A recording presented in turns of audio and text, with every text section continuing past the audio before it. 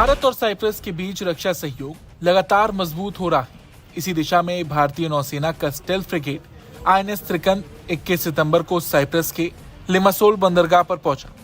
आपको बता दें, इसी साल पीएम मोदी ने साइप्रस का दौरा किया था और अब भारतीय फ्रिगेट आईएनएस त्रिकंद की मौजूदगी इस बात का संकेत है कि दोनों देशों के बीच सैन्य और रणनीतिक साझेदारी एक नए मुकाम पर पहुंच चुकी है। लेकिन बड़ी बात यह है कि आईएनएस त्रिकंद की साइप्रस में मौजूदगी को तुर्की और पाकिस्तान की साझा गतिविधियों के जवाब के तौर पर देखा जा रहा है। तुर्की ने भी कभी सपने में नहीं सोचा होगा कि भारत उससे ऐसा बदला लेगा जो उसकी बर्बादी की बड़ी नींव साबित होगी।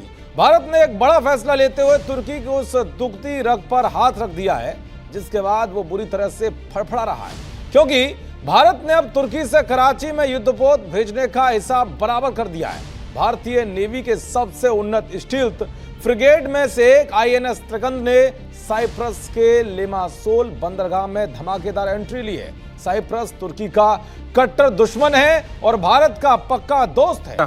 तुर्की को साफ संदेश देती है कि भारत अब वैश्विक शक्ति संतुलन में सक्रिय भूमिका निभा रहा है और ऐसे में आईएनएस त्रिकंद का साइप्रस पहुंचना एक रणनीतिक संदेश है जो दर्शाता है कि भारत अब सिर्फ दक्षिण एशिया तक सीमित नहीं बल्कि मध्य पूर्व और यूरोप में भी अपने हितों की रक्षा के लिए तैयार है। पाकिस्तान के साथ मिलकर नॉर्थ साइप्रस को मान्यता दिलाने की कोशिश कर रहा है।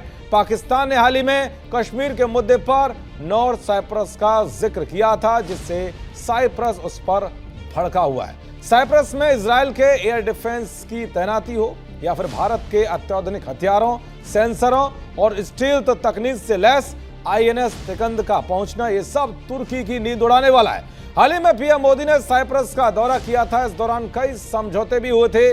साइप्रस भारत की संयुक्त राष्ट्र सुरक्षा परिषद यानी यूएनएससी में स्थायी सदस्यता, न्यूक्लियर सप्लायर्स ग्रुप और अंतर्राष्ट्रीय परमाणु ऊर्जा एजेंसी सदस्यता के लिए खुलकर समर्थन करता है। जब भी ग्रीस के जहाज भूमध्य सागर में पेट्रोलिंग के लिए निकलते थे तो तुर्की की नेवी उन्हें रोक देती थी।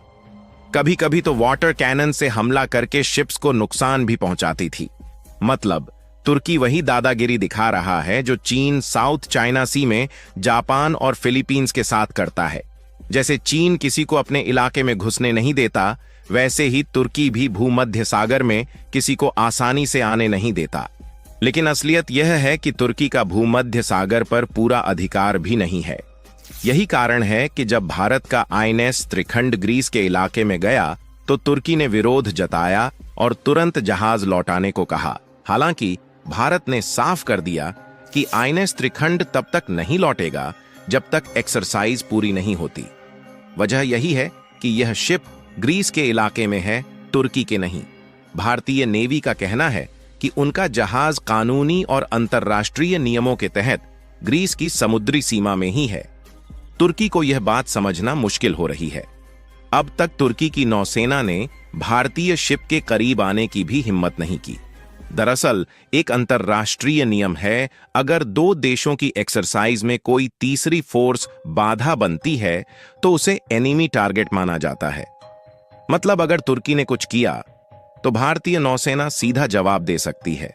इसके अलावा इस समय ग्रीस को भारतीय नेवी की मदद बहुत जरूरी है। तुर्की भूमध्य सागर में लगातार दादागिरी कर रहा है।